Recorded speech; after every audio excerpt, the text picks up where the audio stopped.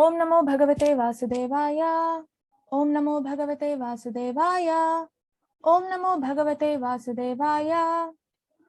Om Ajnanatimiram Dasya Jnana Shalakaya Chakshurun Militam Yena Tasmai Shri Gurave Namaha. Nama Om Vishnu Padaya Krishna Preshtaya Bhutale Srimate Bhakti Vedanta Swamin Niti Namine Namaste Saraswati Deve Gauravani Pracharine Nirvishesha Shunyavadi Paschati Deshatarine Jayo Shri Krishna Chaitanya Prabhu Nityananda Shri Advaita Gadadhara Shri Vasadi Gaura Bhakta Vrinda Hare Krishna Krishna Krishna Hare Hare Hare Rama Rama Rama Hare Hare. Yes, so he is Srila Bhakti Siddhanta Saraswati Thakura. Okay, he is the guru of our beloved Srila Prabhupada. Okay, so he is the guru of our Shiksha Guru Prabhupada. Okay, so like as Subramaniam told, he is the one who inspired Prabhupada to go to the Western countries and preach Krishna consciousness.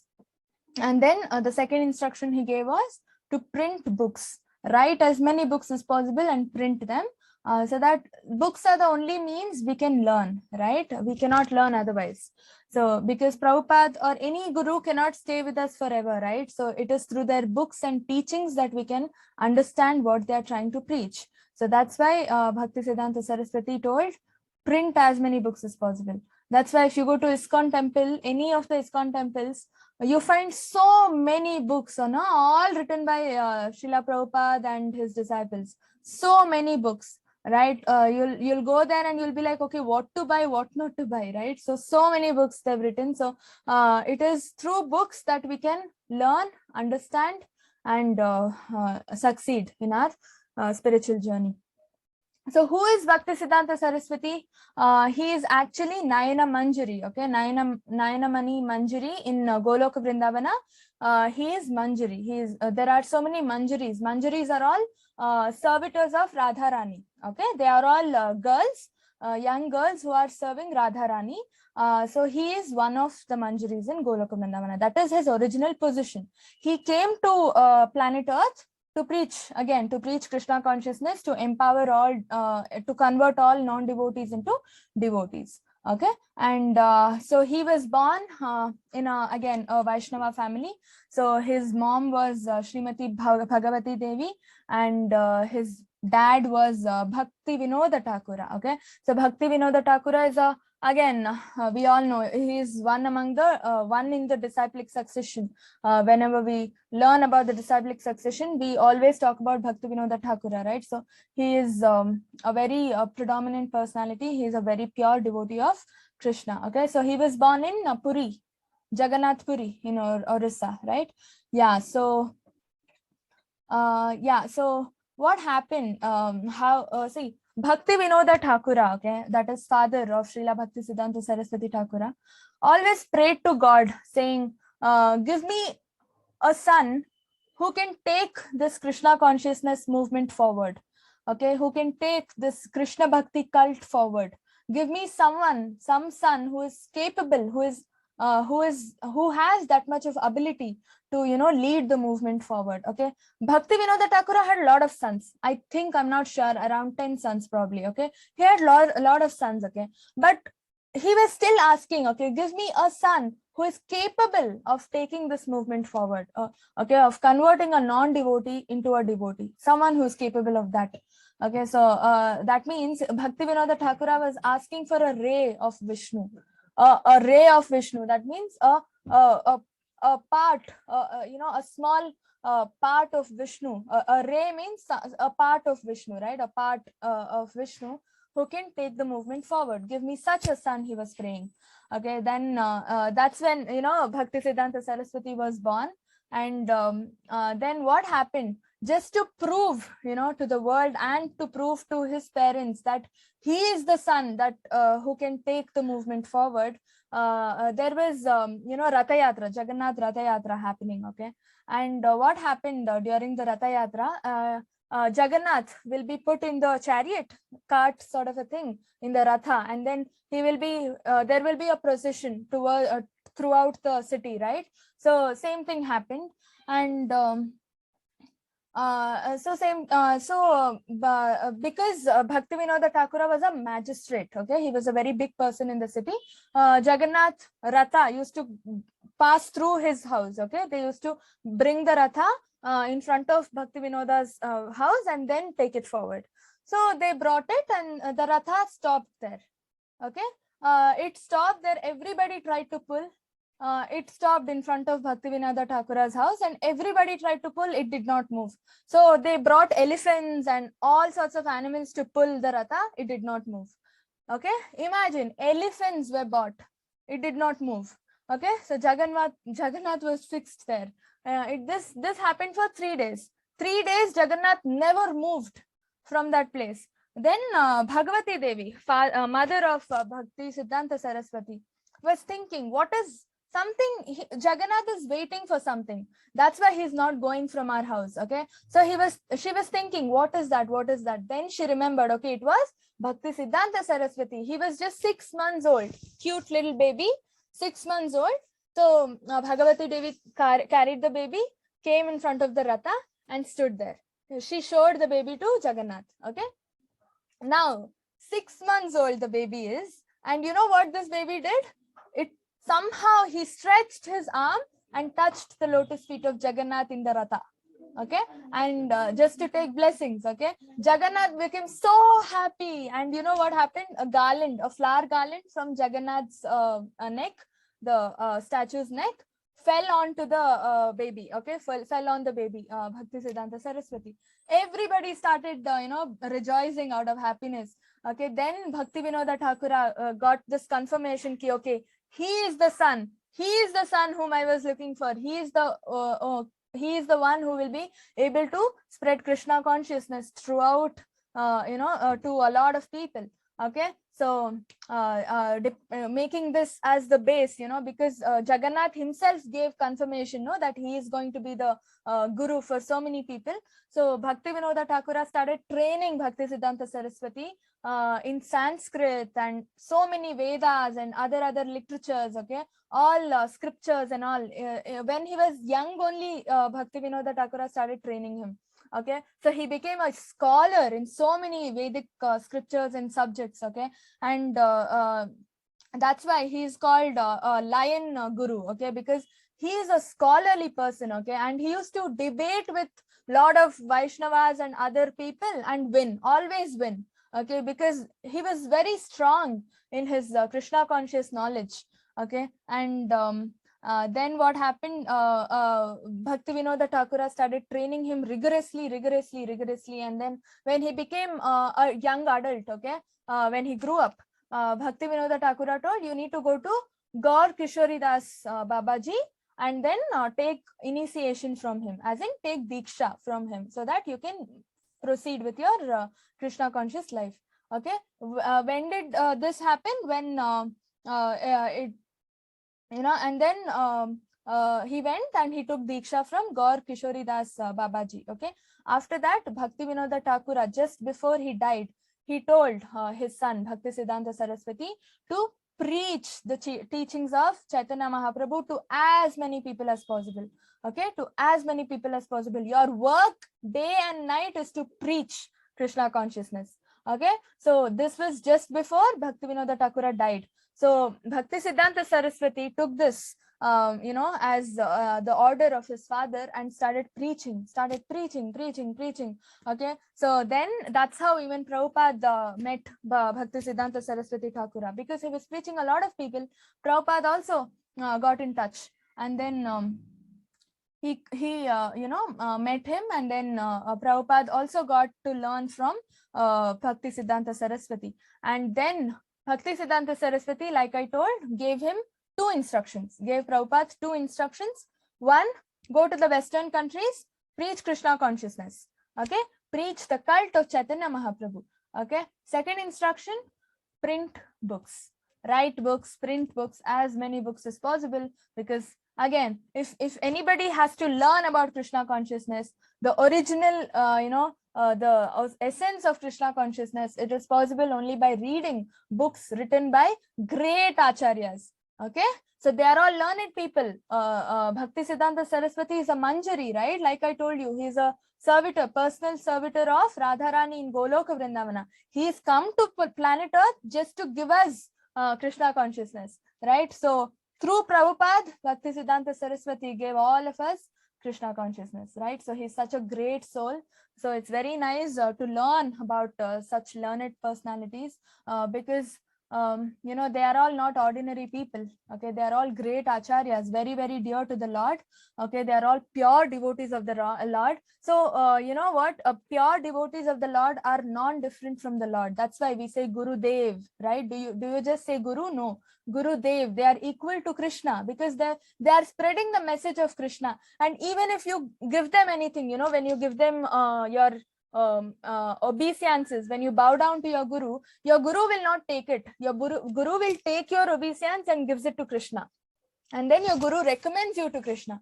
He is the one, your guru is the one who takes you to Krishna. That's why all pure devotees or spiritual masters, gurus, are not different from Krishna because they don't keep anything for themselves. Okay, they give everything to Krishna, including you. They take you also to Krishna, right? So that's why we should always learn, respect learned scholars and pure devotees, and like Bhakti Siddhanta Saraswati. So today is his appearance day. That means today he was born. Okay, it's his birthday today. Why did he take birth? Like I told you, to deliver all of us through Prabhupada. He is delivering so many souls, right? It was Prabhupada. It was Bhakti Siddhanta Saraswati's order for Prabhupada to go to Western countries and deliver the fallen souls. Right. So that's why this is just less little glories. There are so many, so much to explain about Bhakti Siddhanta Saraswati, but I just took little bit, okay, what is important. And yeah, so yeah, we will begin with the class. All of you got the attendance link? You want me to post it again? Okay, posting it again. If anybody did not get, you can take it now because I will be disabling chat now. Okay. Yeah.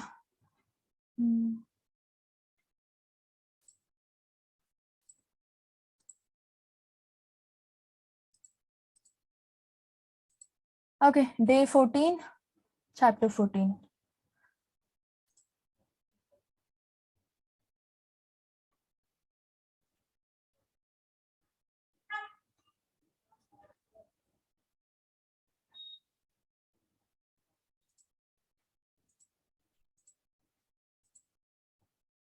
So, Bhagavad Gita we are learning is based on the teachings of His Divine Grace, A.C. Bhaktivedanta Swami Prabhupada, founder Acharya of ISKCON.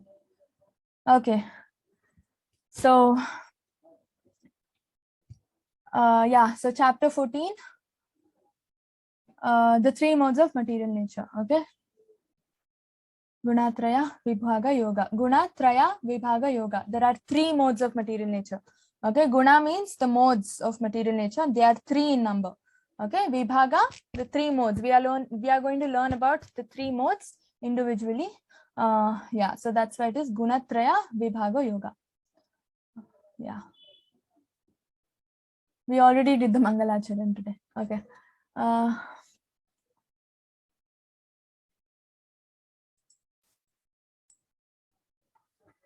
Chapter 14, verse number 4. Anybody wants to chant?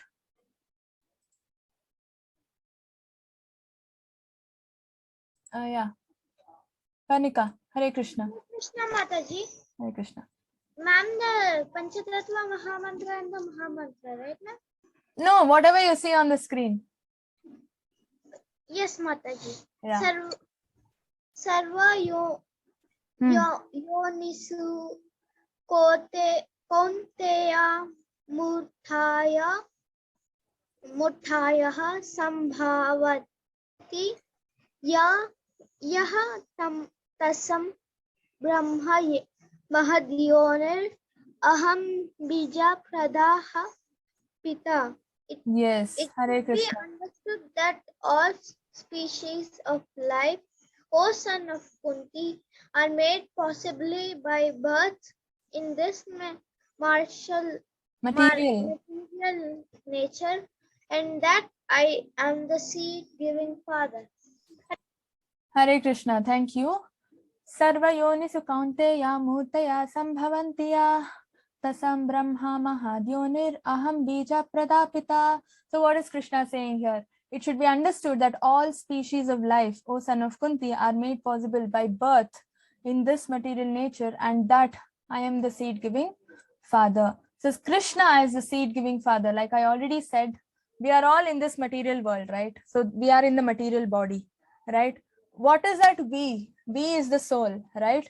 Because the soul is there in this body can walk, talk, live. This body is considered to be living only because of that soul, that soul life factor in the body, right? Otherwise it is considered dead body, right? Dead bodies cannot talk, right? Why? Because there is soul missing, right? The soul would have left the body and gone to another body, right? So that soul, who is putting that soul in the material body? Krishna. That's why Krishna is saying, I am the seed giving father. Okay, so you can see over here, sometimes, we've all experienced, sometimes we sow some seed of some plant underground, and not every time we sow there is a successful sapling coming out, right? Sometimes the seeds die, right? Why? That soul is not put in that seed. Krishna is the one who is supposed to put the soul, right? He is the one who is supposed to give the life to any body, any material body, for it to become a living body. So that's why Krishna says he is the seed giving father. Because that soul is absent, the plants will not grow. Okay, nothing comes out. The seed dies. Okay, the seed will not germinate. Okay, so that is what Krishna is saying. It is the Krishna. Krishna is the supreme master. So he is the seed giving father.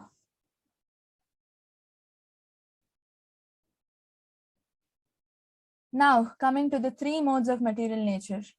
Okay, so the three modes. Yesterday we just saw the introduction to three modes, right? We just saw what are the three modes: goodness, passion, ignorance. Goodness is sattvic, sattva guna we say, or sattvic mode, and passion, mode of passion is ratsik or rajoguna we say, and mode of ignorance is called tamsik or tamoguna. Okay, guna means the mode. Okay, and sattva guna, goodness, rajoguna, passion, tamoguna is ignorance. Okay, that's why it is sattvic, ratsik, tamsik. Okay, and these are the three modes. And what are these modes going to do? They are going to, we are like a puppets in their hand. You can see Maya. These modes are parts of Maya. Okay, so Maya controls us. So these three modes are the ones that control us in the material world. Okay, as soon as somebody takes birth in this material world, okay, we are conditioned by the material modes. So these three modes act upon us and we listen to it. We have to listen to them because we are conditioned. We don't know that without our knowledge, we are listening to the Maya, I mean the modes. Okay, we are like puppets. We've become puppets and they are controllers. They are like masters controlling us. Okay, so that's why when you say this person is a very bad person, right? Because mode of ignorance and mode of passion is acting upon that person. That's why we tend to say, okay, this person is very bad. And at the same time, when you say, okay, this person is very good. Why? Because that person is situated in the mode of goodness. Mode of goodness is acting on that person. That's why that person is becoming very good. Okay, so it is the mode of material nature that decides what we are, our characteristics, our behavior. Okay.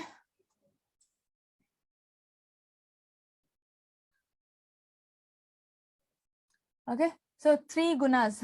Now we will see how people situated in these three gunas act, the characteristics of people. Sattva guna, good people. I told you, goodness, mode of goodness, right? So they are always in a balanced state.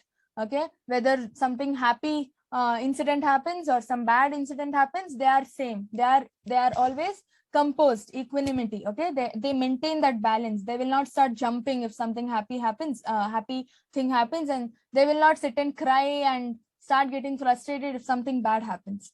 Okay, because they know whatever happens is meant to happen, right? It's like it is all destiny. It has to happen. You cannot do anything about it, right? So they remain balanced, and then they maintain peace and harmony with everybody. They don't go and fight with people, okay? And then they're always positive, okay?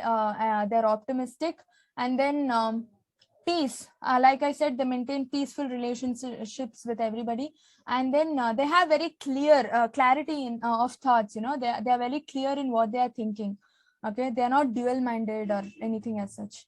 And yeah, light.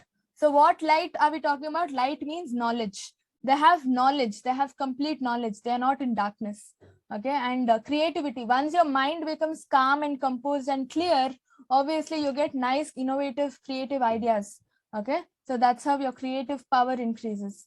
And then openness and intelligence. Obviously, when all this fall in place, you are said to be more intelligent in executing your duties, okay? So that is the advantage of being in sattva gun, or goodness, mode of goodness. Rajas means passion, right? Passion means you always want something. Passion means you are always behind desires, okay? I badly want it. So it's like, so one simple example I can give you. Some people study, like all of us study, right? Some people study only for marks. They want good score, they want to become the topper. Only for marks they study, their concentration, their focus is only on the result, the fruit of the activity. What is the fruit here? Marks. What is the activity? Studying. So they are only concentrating on the fruit of the activity. That is passion. They are situated in the rajas mode. Okay. People who are in the goodness mode, they study to develop knowledge. Okay. They study because they want to understand the subject. If you understand the subject, marks you automatically score. Okay. Marks just come to you. But if you don't understand the subject and you by heart mug up things just for marks, you get only marks. You will not get any knowledge out of it. Okay, so that's how it is. This is just a simple example. So if your focus is on the desire, okay, I want this. This is my desire. That's why I'm doing it. That means you're in the mode of passion. Okay, so they are never in a balanced state. They are always moving. It's like you go to a restaurant. Okay, you order first. There are so many things to order. You first order some starter, and then you'll be like, this is not giving me that happiness that I wanted. Okay, then you will see somebody else eating ice cream. They will be like, I want ice cream. Maybe that will give me happiness. So you take ice cream and you eat. So that you're always moving. You're always moving behind happiness. You just don't know where happiness is, and you just go behind trying all sorts of things, necessary, unnecessary, good, bad, everything. Okay, that is said to be passion. Rajoguna. Okay, and so these are all, and activity. You always want to do something. See, over here, want to do something is not because you want to become a good human being or you want to develop knowledge or anything as such. You want to do something just to make sure everybody feels your presence, like attention seeking. You want to become a best person. You want the entire school to talk about you. Okay, so that is you always have something in your mind. You have a goal, you have a ambition, which is more to gratify your own sense. It is not to develop you.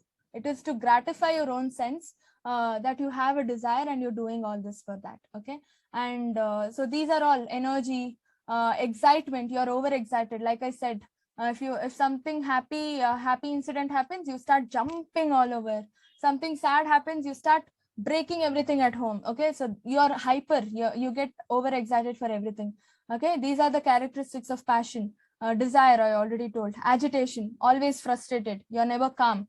Okay, anxiety, egotism also. Okay, I am this, I am the leader of the class, I should be doing this, I should be doing that. So all that ego, false ego, comes into picture. Okay, so you demand respect. Respect is something to be earned, not to be demanded. But passionate people demand respect. I am the leader, you have to respect me. Okay, so that is the kind of lifestyle they live. And tamasic gun, they are tamoguna, we say. Okay, they are very bad. Like I told you, inactivity. at least people in passion do something. But ignorant people, they don't do anything. They always sleep, they drink and then fall somewhere. Okay, and then see, you can see in the picture, drink, smoke, fall somewhere. Okay, so they don't do anything, and then they are always negative.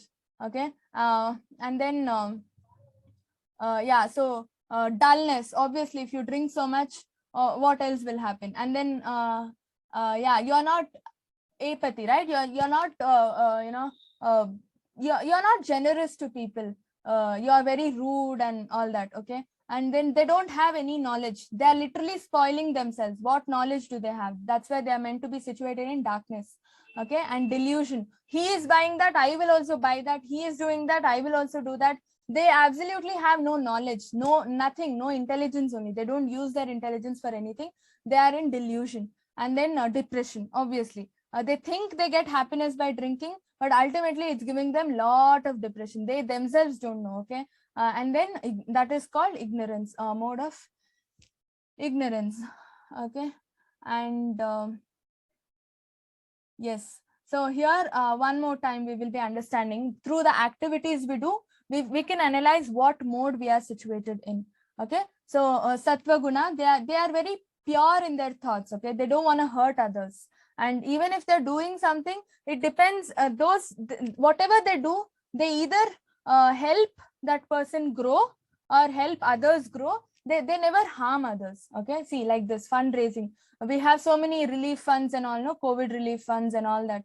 So you always help people, uplift them. Here also you can see this person does not cannot work, so this person is helping, no? So this person is said to be in the mode of goodness. Okay, and then you voluntarily help your teachers or anybody for that matter. You voluntarily help people. Okay, and then see here also, you give food, you give, right? You give, you feed the hunger.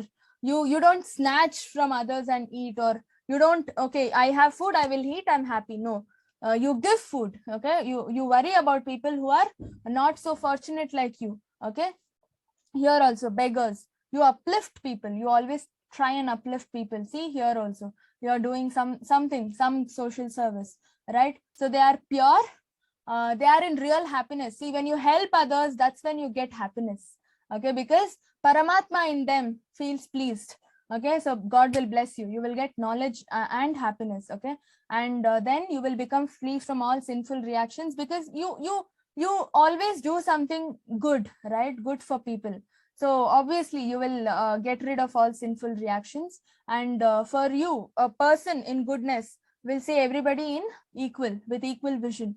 Okay, and then they do all this, and finally what happens? They go to Swarga, they go to heaven, heavenly planets. Okay, so that is goodness. You can go to heavenly planets, enjoy the godly delights there. After your punya gets over, anyway you will fall down. That's a different story. Okay, and now passionate people, they are in Rajoguna. Okay, see, they always lie and they always get caught for doing something bad. Okay, so because why do you lie? Because you have this desire, no? You want something, that's why you start lying to people. So it's because of the desire that everything starts. It's because of the desire that we fall into the material world. Otherwise, we were all there with Krishna, no, in the spiritual world, serving him. But it's because of the desire that we have fallen down, right? So passionate people, Rajoguna, people in Rajas mode, always have desires and they always want to fulfill it. They are not happy otherwise. Okay, they don't understand that it is Krishna who decides what a person should get. Okay, I want this, I will do anything to get this. That is their mentality. Okay, and they are attached to the fruits of activities. I told you, when somebody comes and tells them, passionate people, to do something, the first question they'll ask is, what am I going to get from it? Right? What am I going to get from it? And until they understand what they are going to get, they will not do it. And once they are told what they will be getting from it, all focus for them will be on that only. Okay, I want that, that's why I'm doing all this. I want that result. They are so desperate. Okay, and hankering and lamenting. If they don't get what they want, they will start getting frustrated. See, you can see this person. They will do all this. They will get frustrated and start lamenting about it. And they are very greedy. Once you get what you want, you will be like, I want more of that. I want more, I want more, I want more. You start accumulating it. That is greedy. Okay. And so greed obviously leads you to misery. Okay. Because nothing is permanent. Now you have lots of, say, money. Will money stay with you forever? No, it will go.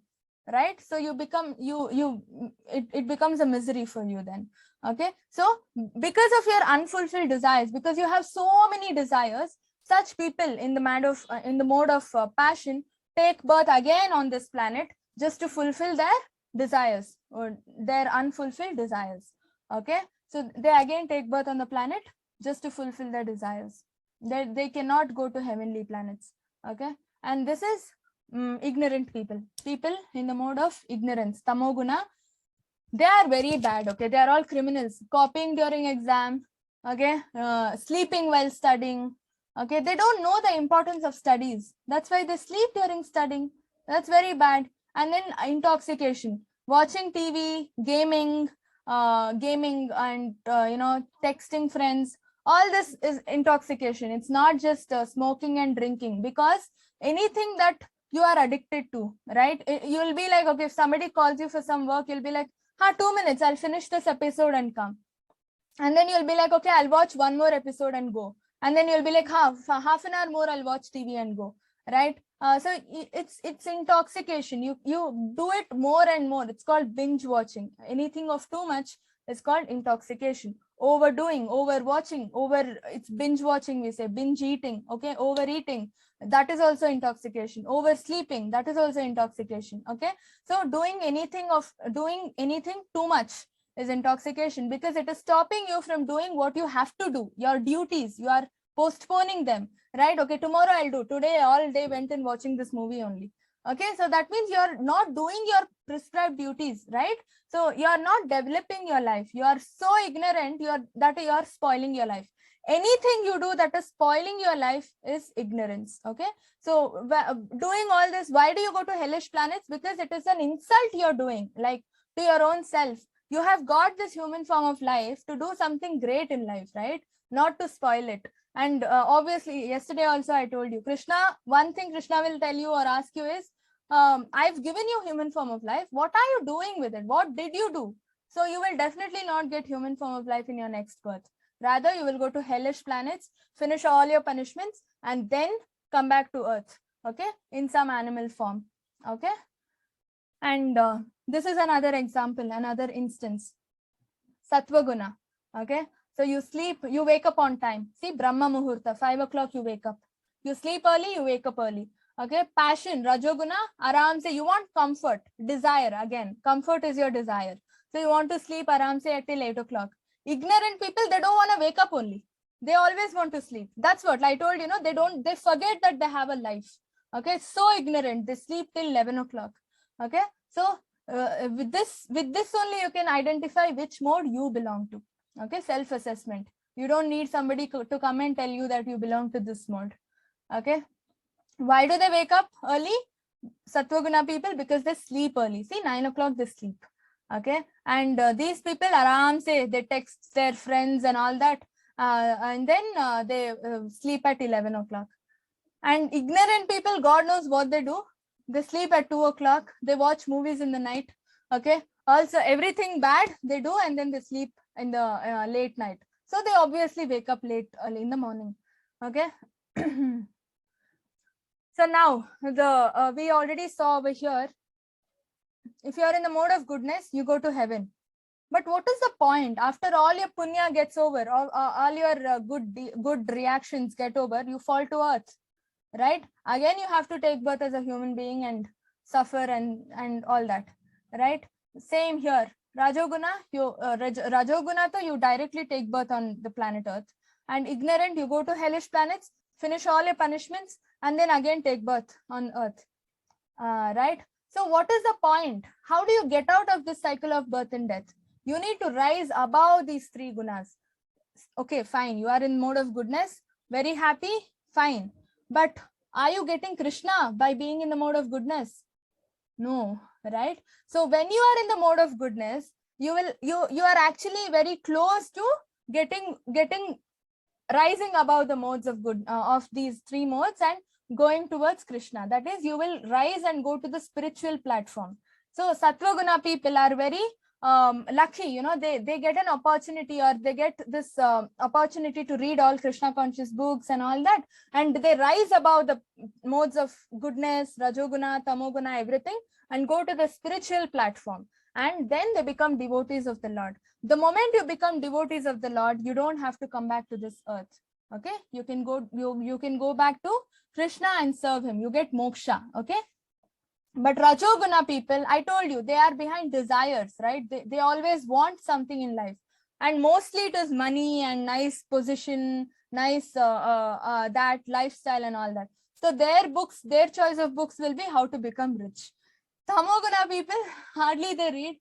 Even if they read, it's about some crime and something. Okay. So you need to go to the mode of goodness, read Bhagavad Gita and other scriptures, and then rise above the mode of goodness. Don't be in the mode of goodness, because you get punya, you go to heaven, again you fall back after your punya gets over. But go to Krishna. So you need to rise above these three modes and go to the spiritual mode, spiritual platform. How do you go to spiritual platform? By becoming a devotee of the Lord, by offering devotional service to Krishna. Okay. Mamchayo avyabhicharena bhakti yogena sevate sagunam samatityantan brahma bhuyaya kalpate. Okay, so one who engages in full devotional service, who does not fall down in any circumstance, at one transcends the modes of material nature and thus comes to the level of Brahman. I told you, once you start offering devotional service, you transcend. That means you rise above the modes of material nature. You are neither in goodness, neither in passion, neither in ignorance. You go to the spiritual platform, transcendental platform, which is equal to Brahman, that is yourself, the soul. Okay, so you understand, you self-realize yourself, and then you go to Krishna. Okay, so it is all possible through engaging yourself in devotional service. Otherwise, what happens? We will be like this. Okay, you are in the middle. Okay, these three modes act upon you, control you. Okay, but if you engage yourself in devotional service, Krishna will help you. He will hold you firm. Let these modes pull you. Nothing will happen to you. You will not fall, because Krishna is holding you firm. Why is he holding you? Because you are his devotee. So you need to become his devotee. You need to offer devotional service to Krishna so that he helps you. Whatever happens, he helps you. Okay. You can remember, that day we saw Draupadi's story, right? She was about to be insulted in front of the in the court, right? In front of so many people. So what did she do? She held on to the holy name of the Lord, right? She was like, Govinda, help me. That's when Krishna came and helped her, right? So any difficulty you are in, okay, instead of depending on others, you need to depend on Krishna. Okay, you can ask Krishna for two things. I told you the other day, you should not pray to Krishna for desires, right? For your material desires, but you can definitely pray to Krishna for two things: good health and protection. Okay, because only if you have good health, you can offer devotional service. Otherwise, you will sleep. You will take tablets, medicines, and then sleep, right? You will not be able to offer devotional service. You will not even be able to chant, right? So you need to ask God to give you good health and protection from all difficulties. He will protect you. Okay, if you are safe and sound, then only you can chant and offer devotional service, right? So that's why you need to ask God for protection. Okay, so these two things you need to ask for, so that these three modes cannot disturb you. You can remain a devotee of the Lord, and Lord will help you. Okay. Okay, this is a very nice story. Okay, anybody knows this story? One moment. I will be posting the attendance link once more, middle of the class. Okay.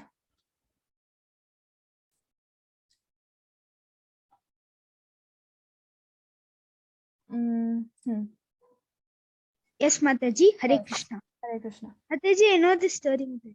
Tell me. Mataji, one there was a dacoit called Ratnakar, Mataji. Hmm. He used to kill and steal the properties of the people who come on his way, Mataji. So once Narada came in his way, Mataji, he suddenly went to kill Narada. He tried to do a Vaishnava aparat, Mataji, but Narada stopped him. Why are you attacking me? So Ratnakar told, so I could lose. So Narada told, I have only this veena with me, which was gifted by Lord Mataji. So Valmiki said, so Narada said, killing me is a sin. So Ratnakar told, I work for my family, they will also share my sins. He told Mataji. So Narada told, you go and ask them, let's see if they share your sins, Mataji. So Ratnakar went to his dad, Mataji, and requested, will you share my sins? His dad told no, Mataji. Next he went to his wife and told, will you share my sins? The wife also told Mataji, and at the last he went to his son and asked, will you share my sins? He also told Mataji. So with the doubt Mataji, he went to Narada, Mataji. So he asked to Narada, how can I purify myself, Mataji? So Narada, by chanting the holy name of the Lord, Mataji. So Ratnakar tried to chant Rama Rama Rama, Mataji, but it was very difficult to him. So Narada suggested him to chant it as Mara Mara Mara, Mataji. So it was very easy for him. He was meditating for so many years, so he was covered by an anthill, Mataji. So Brahma named him as Valmiki.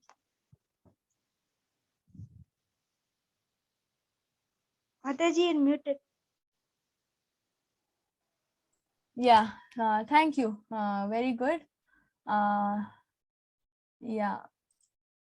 Yeah, so that is the story. Okay, this is story of Valmiki. There was a dacoit. Okay, he was his name was Ratnakar.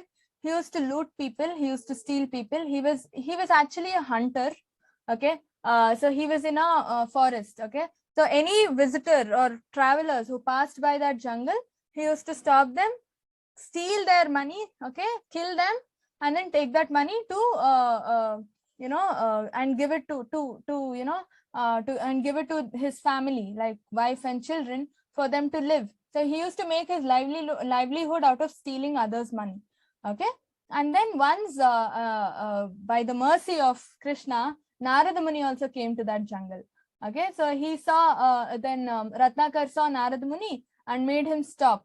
Okay, and then Ratnakar was like, you should give away all the wealth you have. Okay, so Narada Muni is like, what wealth do I have? Nothing. And then Ratnakar is like, no, you have to give whatever wealth you have. You should give me whatever you have. You should give me. Otherwise, I will kill you. Okay, Narada Muni is like, why do you want to kill me? What harm have I done to you? Okay, and then Ratnakar is like, you have to give me because that's my livelihood. That is how I live. That is how I feed my kids and wife with the money that I earn by from looting others. Then Narada is like, seriously, this is how you live? Okay, so you take all your money and go give it to your wife, and then your wife cooks food. And then you all eat. So that means your wife and children are depending on you, and they are sharing the money that you earn, right? Are they also taking the sins that you've done? Are they also sharing the sins that you commit? Narada asks. Okay, and then Ratnakar is like, sins? I've never thought in this angle. Never in my life had I thought in this angle. Okay, then Ratnakar is like, because he was in the mode of ignorance, right? He used to do crimes, right? He was a criminal. So he was in the mode of ignorance. He would never think of all such knowledgeable topics, obviously. So Ratnakar is like, maybe they will share. If they're sharing money, then they will definitely share my sins also. Then Narada is like, no way. They will not share your sins. You can go and ask them. Then Ratnakar is like, okay, I will go and ask them. Okay. Then Ratnakar is like, okay, maybe this is a trick. Maybe you want to run away. That's why you're sending me home. Then Ratnakar ties Narada up with a rope so that he does not run away. And then Narada also promises, I will not go anywhere. You go ask your family and come back. So Ratnakar goes home, asks his wife and children. Okay, the same question. He first explains, okay, I earn money. You know how I earn money? No, I go hit people and then steal money from them, kill them. And that money I bring and give it to you. Right? So that means you're sharing the money that I earn. So can you also share the sins that I commit? Killing a person is a sin. Hitting a person is a sin. Looting away money is a sin. Right? So many sins he commits. On top of that, he's a hunter. So he kills a lot of innocent animals also. Right? So many sins he's committed. So he goes and asks his family, are you going to take all the sins that or share the sins with me just like the way you share my money? Then his wife and children, they are like, no. Why? How can we share the sins? I mean, you earn money for us. You look after us, take care of us. Why? Because it is your responsibility. See, as a husband, it is husband's responsibility to take care of wife and children, right? So the wife says it is your responsibility. You are not doing it as a favor for us. You are doing it because it is your duty to take care of your wife and children. Okay, and it is our duty to depend on you for money and food, to take care of our life. It is our duty to depend on you. As a wife, it is a wife's duty to depend on husband, and as children, it is children's duty to depend on parents for livelihood, right? So it is our duties. That doesn't mean I will take your sin or I will share your sin. Okay, then his heart breaks. Okay, he'll be like, what? I give so much money to you. I commit so much sin just to take care of you, and you don't take my sins. He gets very depressed. Okay, he listening to that. So then he will be like, in his mind, he will think, okay, Narad Muni told, whatever Narad Muni told was right. Nobody is ready to take share sins. They are only there when when you get something good from a person, you will stay with that person, share that person's happiness and all. But then when it comes to bad, sad things, bad karma, nobody is ready to take it. Okay, so he goes back to Narad Muni, and then he would have tied him up, no? So he unties Narada Muni and then says, first of all, apologizes to him and then says, sorry, this is what happened. I went home and I asked my wife and children. See, this is what they told me. Okay, and then Narada Muni is like, see, I told you.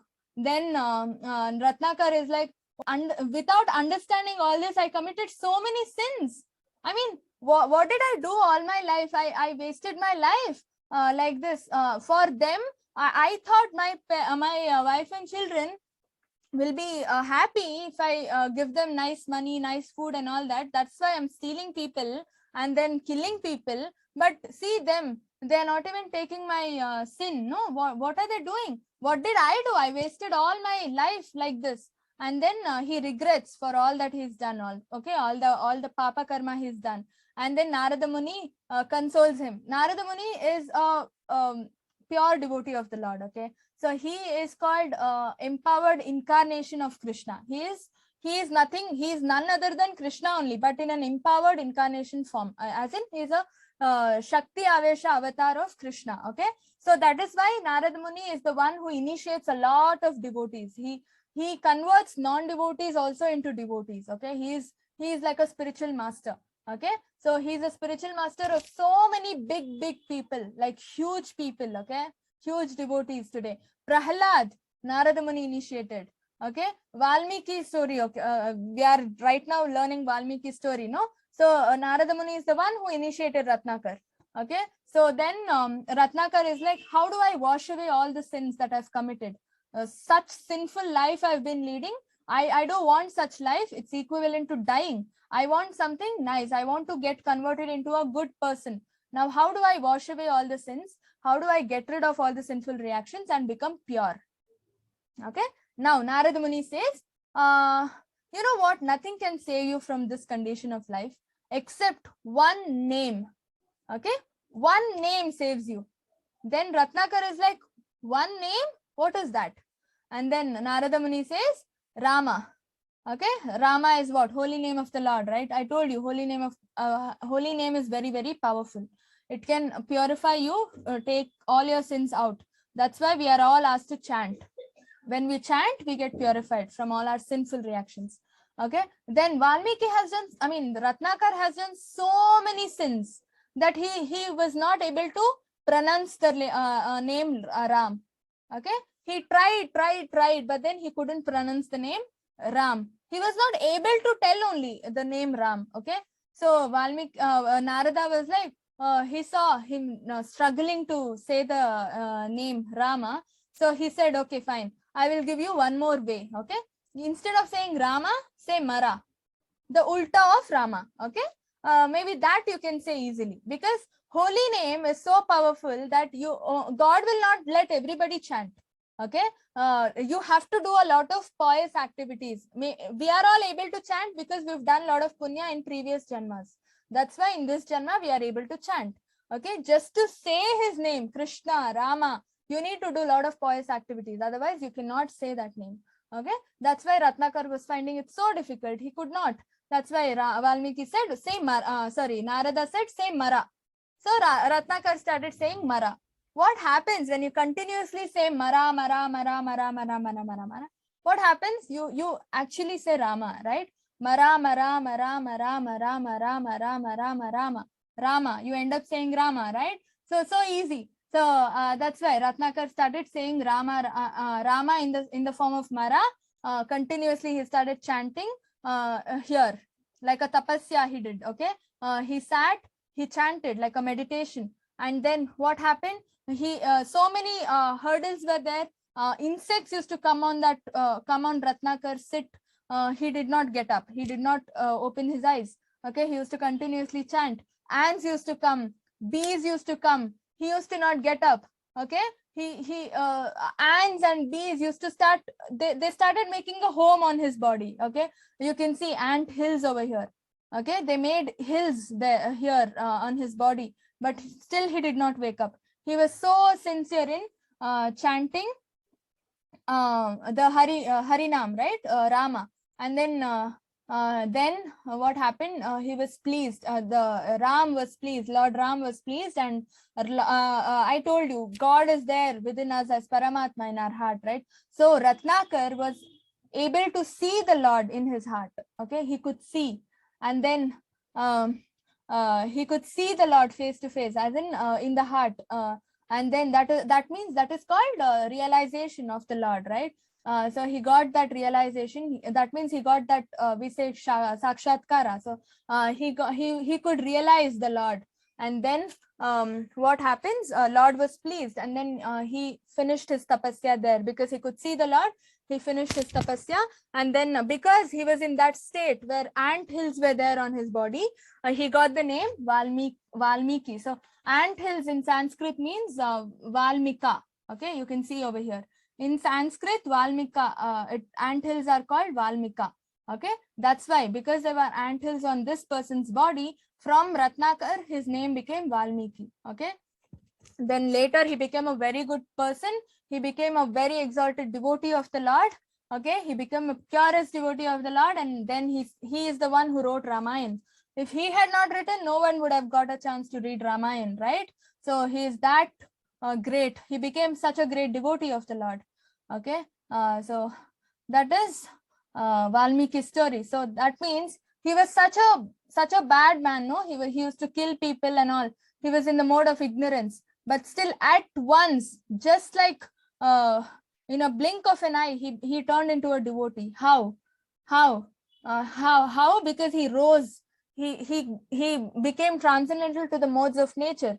He by becoming a devotee, he offered devotional service, right? He chanted the holy name of the Lord. The moment you chant, what happens? All the three modes, whichever mode you are in, you are at once you become transcendental to all those modes, and you go to the spiritual platform. Okay, that is devotional platform. You become a devotee. In our spiritual world, no, there is no discrimination. Okay, only in material mode there is discrimination. Okay, he is a murderer. Okay, she is a very good girl, but he is a murderer. All this discrimination is in material world because of the material modes of nature. They control you. But if you become a devotee, see Valmiki, he was a criminal, right? Now, does anyone disrespect him saying, no, he was a criminal?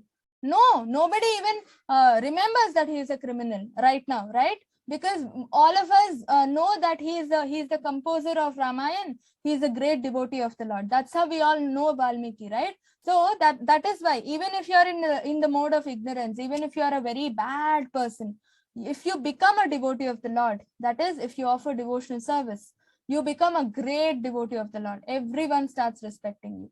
Okay, that is the only way. The more you become dear to the Lord, if the Lord is satisfied, all of us are satisfied. Everybody in the world is satisfied with whatever you do. Okay, there is one more story. Just to please the Lord, okay, I think this is a story just to prove the statement. If Lord is satisfied with whatever you do, everybody, the entire world is satisfied with whatever you do. Okay, so how there was one incident in Mahabharata, okay. Pandavas along with Draupadi, they go to forest, right, for Vanavas, they go. And then that time what happens, they live like Brahmanas and sannyasis, okay. They go beg for food grains and all. Whatever they get from there, from them, they go cook and then they eat. Okay. So what happened that day? They had cooked. They ate. They all had their lunch. They just finished having their lunch, and then Durvasa Muni came with his associates, with his team of disciples. He came. It was a large group.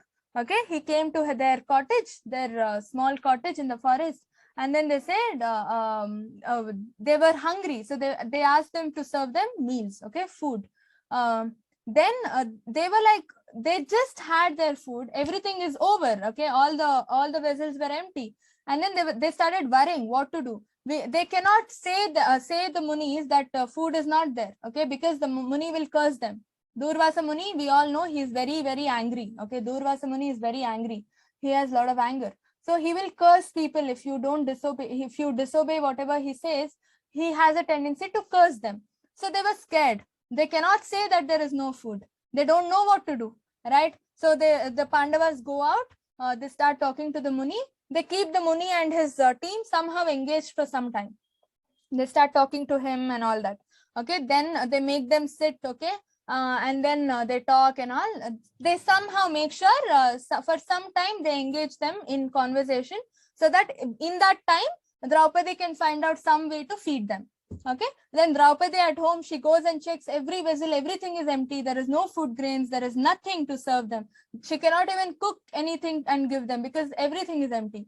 And then like I told you, for protection, what do we say? What do? We depend on the Lord. Devotees always depend on the Lord, right? So Draupadi started praying to Krishna. Krishna came. Okay, Krishna came, and then he came and he asked Draupadi what happened. And then Draupadi explained him the situation. And then Krishna is like, okay, fine, this is your problem, fine. And then he took one of the vessels, okay. Some grains, okay, I think some rice was cooked rice, of course, was there in the vessel. Just 1 or 2 grains of rice, okay. He took that, he ate it, and then he burped. That means he was full. Those 2 grains of rice satisfied Krishna completely. It filled his stomach completely, and he burped. The moment he burped, all the Munis outside, Durvasa Muni and his disciples, also started burping. Okay, they all burped, and then they were like, we are full. Our stomach is so full. Even if you give us food right now, we cannot eat. Okay, they all said, we are so full. Now we cannot eat. And then they all blessed them. They said, okay, we are satisfied. We are completely satisfied. All the Munis blessed the Pandavas and they went. Okay, Pandavas were like, what? How did this happen? They didn't even eat anything. How did they burp? How did their stomach fill? Okay, then Krishna, Draupadi came out, and then they told him this happened. Okay, so this is the moral of the story. Okay, if Krishna is satisfied, everybody will be satisfied. Okay, that's why even when you're studying, don't study because you want good marks. Tell, I'm studying to satisfy you. So your teachers will be satisfied reading your answers, and they will give you good marks. Okay, this is the only way. If you want to succeed in anything you do it for the Lord. Tell, I'm doing all this for your satisfaction. Okay, so anybody reviewing your work will also be satisfied, and they will reward you completely, properly. Okay, So this is a trick, this is a shortcut. Satisfy Krishna, everybody, the entire world will be satisfied. How many people can you go individually and satisfy? So many people will be there, no? Your friends, your family, your teachers. Satisfy Krishna, everybody will be satisfied. Okay, so from Valmiki's story, we understand that even if you are in the down, a very in a criminal stage, a very bad state, you can still become a devotee by doing devotional service. Krishna is very merciful. Okay, the moment you surrender to him, the moment you start chanting, he will help you. Okay, if you don't chant, even Krishna cannot help, trust me. Okay, so you have to chant. See, my teacher used to always tell, okay, there is a saying, you laugh, everybody laughs with you, the entire world laughs with you, but you cry alone, nobody cries with you. That means everybody shares your happiness. Okay, say you get first rank, you become a topper, you go to everybody and give sweets, they will all take sweets, they will all enjoy, they will all congratulate you. Everybody takes a share of their happiness. Some people, so they say, okay, yeah, see, I hate this person, that's why she got first rank. So everybody wants their happiness, their share of happiness in your happiness. But at the same time, just imagine somebody fails in their exam. Okay, nobody comes for their support. That person cries, that person has to cry alone. Nobody cries with that person. In fact, everybody comes and scolds that person. Nobody wants a share of their sadness. Okay, but everybody wants a share in their happiness, right? So when you cry, you have to cry alone. Nobody will come and cry with you.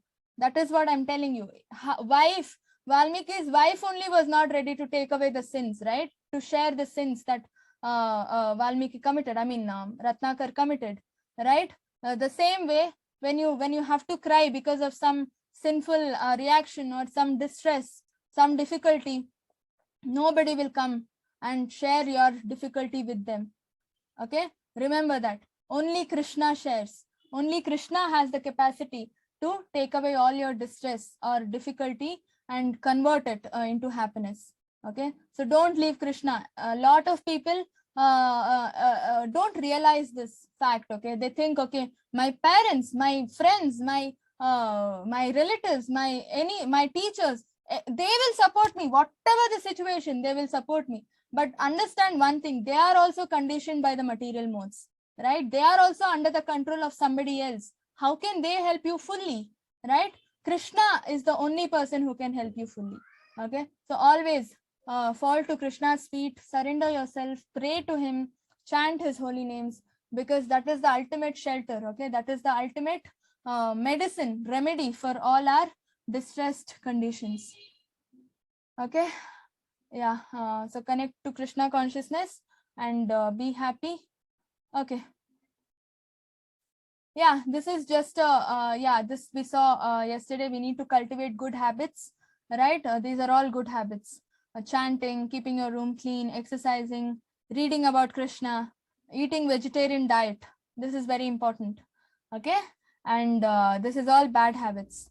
Okay, lying, not disrespecting food, smoking, keeping your room untidy, drinking, any type of intoxication is all bad habits, right? And this is also one more thing, very important. What you feed your mind with, your behavior or your actions is going to depend on what you feed your mind with. Like for an example, computer, right? Whatever key you press on the keyboard, the same thing will appear on the monitor. You press R, the alphabet R will appear on the monitor, right? So whatever you think, whatever thoughts you get in your mind, that is what you're going to do. That is what you're going to speak about, and that is what you're going to do, right? So your behavior is totally dependent on what you think. So if you want good thoughts in your mind, cultivate good habits. That is the only way. Okay, by cultivating good habits, you will get good things in your mind. Otherwise, your mind will become garbage bin. Okay, same thing goes with eating also. Your food style, I mean your food habits also should be taken care. Eat vegetarian food. Don't make your body a graveyard by eating dead bodies of animals. Okay, eat vegetables, eat fruits. Okay, eat grains, so that your thought process also improves. It becomes healthier. So how do you start your devotional service? Hare Krishna, Krishna Krishna, Hare Hare, Hare Rama, Rama Rama, Hare Hare. Because when you chant, your thoughts get purified. Your mind gets purified. Okay, so you get good thoughts in your mind, and your behavior also becomes good. Okay, and most easiest ways to offer devotional service, we've been seeing this, right? Shravanam, Kirtanam, Smaranam. Shravanam is hearing about the Lord. Kirtanam, talking and singing about the Lord. Smaranam, remembering the Lord. Very easy, right? So anybody can do it. So chant and be happy. Yeah, let's all chant Hare Krishna.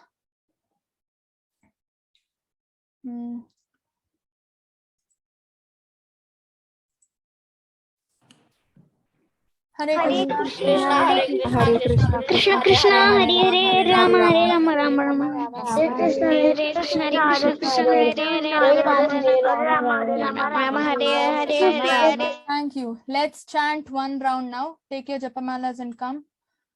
Okay.